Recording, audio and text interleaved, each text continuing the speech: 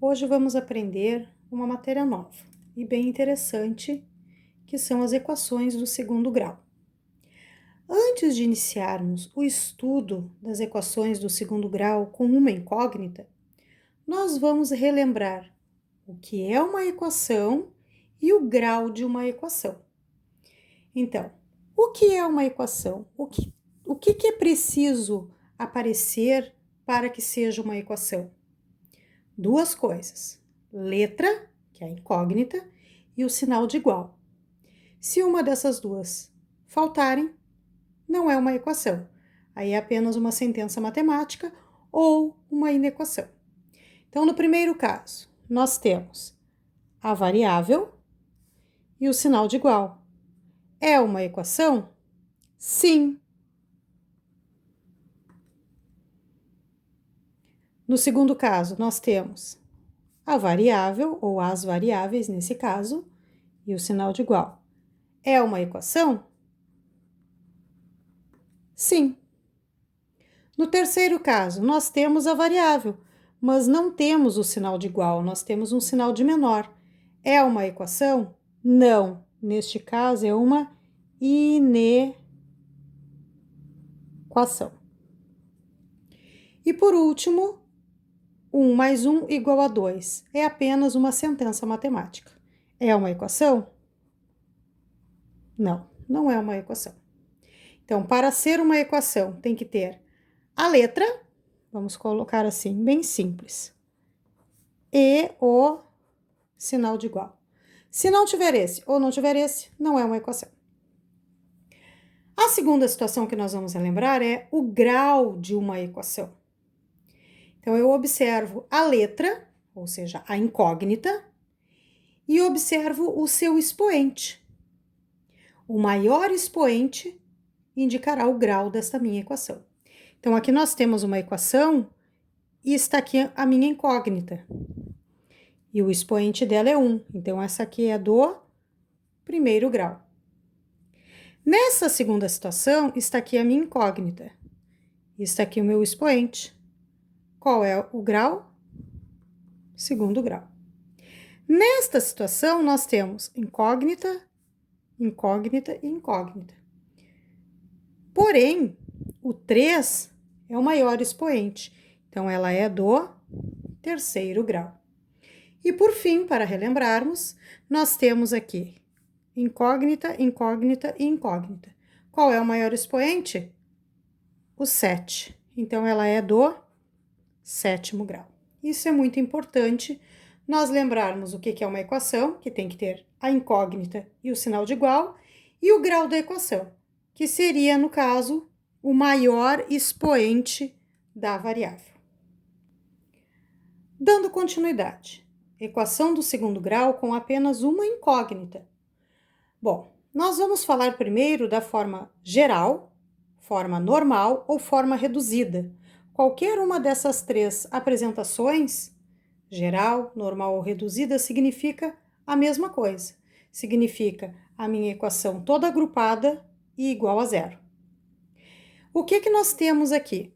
Uma equação genérica, onde eu tenho que o A, que é um valor real diferente de zero, sempre multiplicará o x quadrado.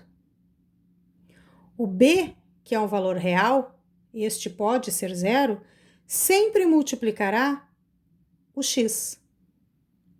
E o C, que pode ser qualquer número real, não apresenta a variável. Ou seja, o A é o coeficiente do x ao quadrado, o B é o coeficiente do x e o C é meu termo independente. Esses valores não precisam obrigatoriamente estar nessa ordem, mas o A sempre tem que multiplicar o x ao quadrado, o B sempre multiplicar o x e o C sempre estar sem variável. Quando isso tudo estiver agrupadinho, bonitinho, igual a zero, nós temos a equação na forma geral, normal ou reduzida. Vamos fazer alguns exemplos. Na letra A, eu tenho a minha equação com todos os termos semelhantes agrupados no primeiro membro, antes do sinal de igual, e o igual a zero, zero no segundo membro. Poderia ser o contrário, zero estar no primeiro membro e todos os termos agrupados no segundo membro. Daria no mesmo. O que nós sabemos? Aqui eu quero saber qual é o valor do A, do B e do C. E nós sabemos a nossa equação, nós conhecemos a nossa equação do segundo grau. Ó, segundo grau, maior expoente. O que eu sei? Que o A nunca pode ser zero e sempre multiplica o x ao quadrado. Então, quem é que está multiplicando o x ao quadrado? O 3, positivo. Então, o meu A é mais 3. O B sempre multiplica o x, e é qualquer número real. Meu B, tá aqui o meu x, aqui na frente é como se fosse uma vez. Então, o meu B é mais 1. E o C é o termo independente, sozinho, sem letra. Então, eu tenho aqui como sendo mais 15. No outro exemplo, aqui a minha variável é x. Neste exemplo, a minha variável é y. Não importa. O que eu sei? Que o A é sempre um número que multiplica o valor que está ao quadrado, a variável que está ao quadrado.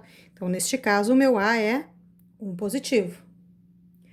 O B, sempre quem multiplica a variável com grau 1.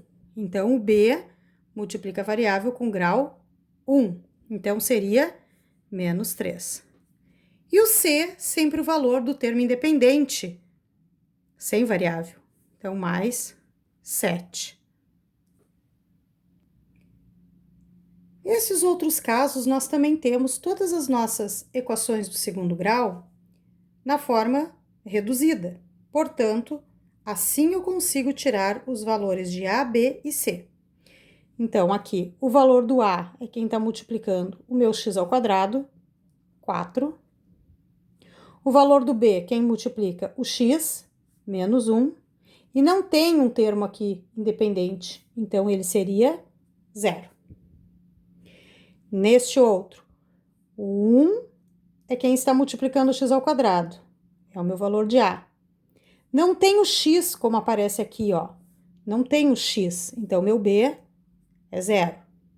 E o meu termo independente, que não tem letra junto, menos 25. Letra E.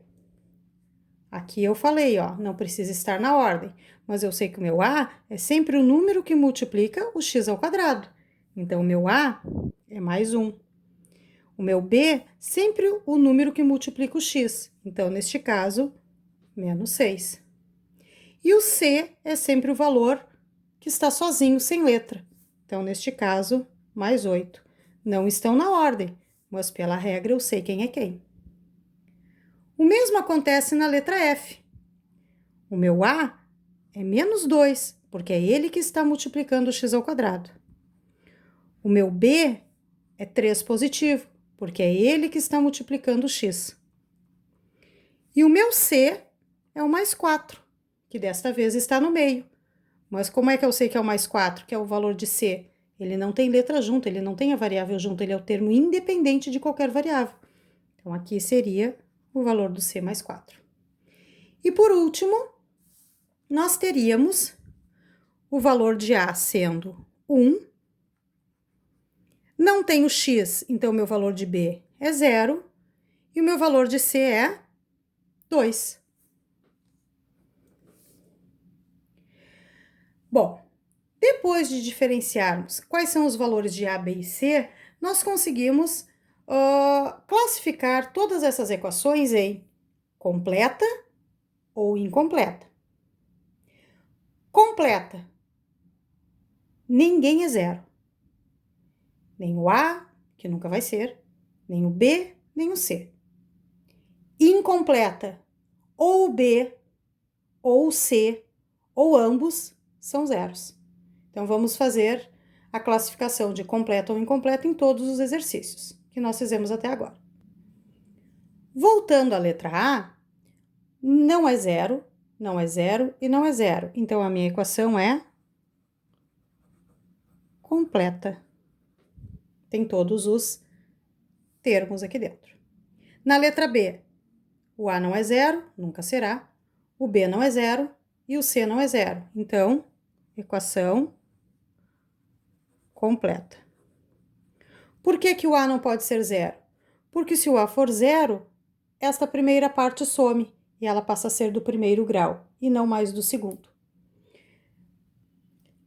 Já na letra C, nós temos o valor de C do termo independente igual a zero. Então, essa minha equação é uma equação incompleta. Na letra D, nós temos o valor de B igual a zero. Se um deles é zero, a minha equação também é incompleta.